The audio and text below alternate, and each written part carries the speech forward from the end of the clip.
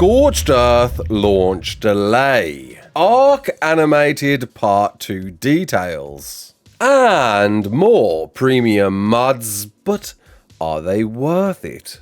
You're right, kids, it's Raasclark, and welcome to your regular Arc community news. Before we begin, don't forget to hit that like button, subscribe, share around, and let's get into it. The community crunch dropped last night, and to no one's surprise, I definitely expected this, called it, and many of you out there did. Sadly, yes, Scorched Earth is sadly now not dropping tomorrow, Sunday. It's been pushed back, postponed to the day after, April the 1st. Maybe Wildcard wanted to avoid April Fool's Day and have some running jokes surrounding this date, or maybe it was the console release, really, and fingers crossed everybody gets this on April the 1st. Compensating us with some wonderful, lovely artwork, showcasing at least a bunch of creatures, assets that we get to see on the map when it arrives, though most of us who have played this on ASE will kind of really expect most of these already, as seen with the Deathworm, Fire and Lightning, Wyverns, Jaboa,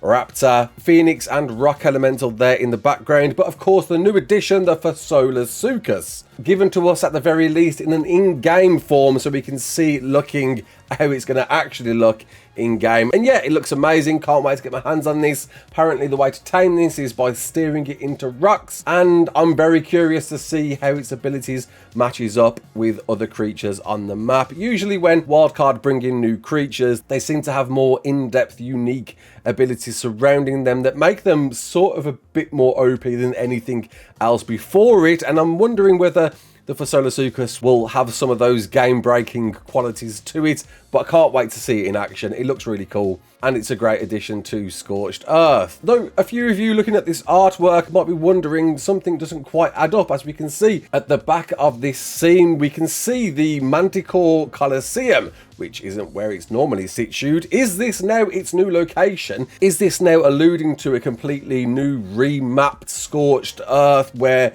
the Manticore might be there instead? Probably not, because we can see Blue Orb and Red Orb and their positions aren't right at all compared to ASE Scorched Earth. So, I don't know, pinch of salt with this. I think it's just a collection of assets all cleverly placed to make a very cool looking picture with a great brand new spanking logo. Really like this one.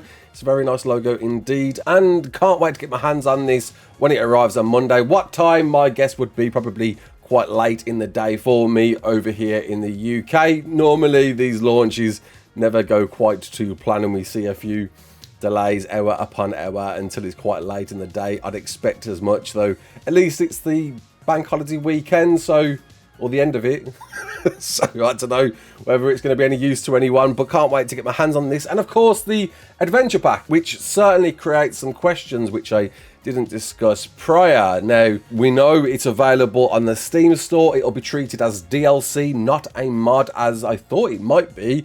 It's going to be something you're going to have to download through your stores on Xbox or PlayStation and on Steam, and therefore will be treated as DLC and not a mod, and therefore could raise some questions surrounding how this content will play out on official servers. If it is a DLC, then there is a possibility these might be active on official servers. How on earth it's going to work with things like the Oasis Saw and train tracks that some people can use but some people can't, who knows? I can't see how you would be able to look at this content without owning it. So I don't know how it's going to work. It's bizarre. It really is. It really is. But yeah, not long to go till we find out what that's all about. And of course, I'll be doing videos and all of that on Monday following that day. And whilst you're waiting for Scorched Earth, there's a bunch of new mods that are dropped over the last week. Demo's Cosmetics, Clifton's Tactical Bunny Outfit, Mana mod, Demo's Cosmetics, and Anime Girl. No trailer, I'm afraid, for mods this week. We get them normally every week, but it seems the team are probably busy on getting a Scorched Earth trailer, which will be dropped at the same time as Scorched Earth arrives. As you might know, I've been talking about this in the last few news videos, a bunch of mods were in a competition to win a handsome amount of money each, and they've all been announced now, voted by you via CurseForge's Twitter, and the winners were Amissa, Forglar, Schneiter's Team Deathmatch, Marnie Mods Hairstyles, Klinger Additional Rustic Building, Griffons, Primal Chaos, Shiny Dinos Ascended, Cyrus's Critters, Super Cryo Storage,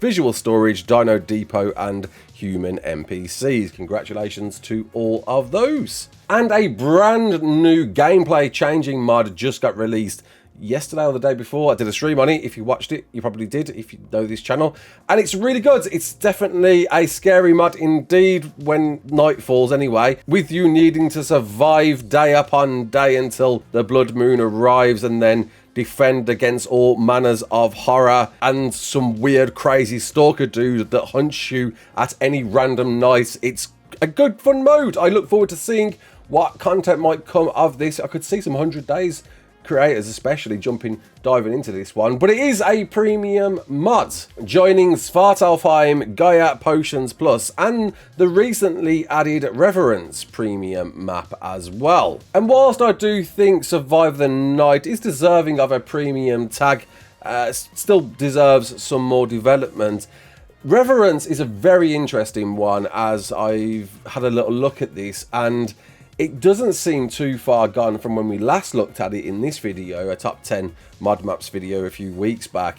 It's still got a lot of development to go, which creates a new question really on these price tag for premium mods. That is a premium price deserving of modded content that perhaps doesn't demonstrate the value of that mod yet? Or are we happy to support these modders through this system to help continue its development? It's quite a grey area, and I don't know how to quite feel about this one at the moment. I think there's pros and cons to look at it from both sides, but I'm more curious to hear your thoughts more than anything. Please do comment below what you think about premium mods being put forward for content that perhaps doesn't attain the value it deserves just yet, because if so, could certainly begin a precedent and I guess nullify all premium mods under this new branding system, making them less appetizing as a result. Though, you know, I'm not knocking Reverence. I think it's certainly got a lot of potential. I just think in its current state, is it worth the price? It's a conversation I think we all need to start having before we find too many premium mods that are pushing the premium mods that have a value attached to that content potentially being viewed negatively. And console players, don't worry, I see that you're eager to get your hands on premium mods, and apparently at the end of April you'll be able to get your hands on at least these four, I believe. I assume once this rolls out, all 4 of these premium mods will be available to you, plus whatever else gets dropped between now and then. But at the very least, console players, you and everyone else will get a Easter event, though in a very reduced form to what we expect. No cosmetics, it seems this time around. The team are too busy getting Scorched Earth out and ready for us, so you'll get new rates from 3 times all the way up to 6 times on an Arc Pack, with a range of dino colours until Monday, April the 8th. And Arc, the animated TV series, don't worry people, no spoilers here. I won't spoil that for a lot of you out there that haven't got to watch this yet, because it hasn't arrived to you over in anywhere but the US and Canada, meeting a bunch of great reviews with sites such as IGN. In response to Where's Part 2, when's it coming out, the latter half of the episodes, that only the first half are available, it seems there's still quite a way to go. They all seem to have a 25% longer runtime and are currently in post-production with VFX and sound, seeming to take the team 6 more months to finish these bigger episodes, with, as far as we know, it arriving later this year. At the very least, it seems that by the time this comes out, everybody should have had access to part 1, so we can all get eagerly awaiting that. Hopefully it's not 6 months. It can't be 6 months. It's a long time to wait. But whilst you're waiting, Paramount Plus just recently dropped a video interviewing Gareth Coker behind all the scores, which I encourage you to watch. It's a real good watch. Just learning about Gareth and how he transcended the original Arc scores to Arc the animation, and might find out a few gems that he quite enjoyed from the original game. And if you want to check out any of the music, It's all available right now via either Spotify, Apple, Amazon, Tidal and Bandcamp through a post from Gareth Coker himself. I'll make sure to leave links to all of these if you want to check them out yourselves, which seems like we can use them for content, any content creators out there, which is a very cool thing for Gareth to do. I can't really express how awesome it is that Gareth says, crack on, creators, use my music, but at the very least, right, support the dude. Fully deserves the support more than anyone. And so it's coming, only a mere few days to go, 2 of them. Let's hope it releases at a reasonable time. I don't think it probably will, but either way, lots of content coming your way, including maybe something there, right there, next to me. And apologies if I've been waffling a bit too much. I feel a bit hungover, so I'll see you there, Scorched Earth. Until the next one, my name's Raasclark. Don't forget to like, share, and subscribe. And as always, peace out.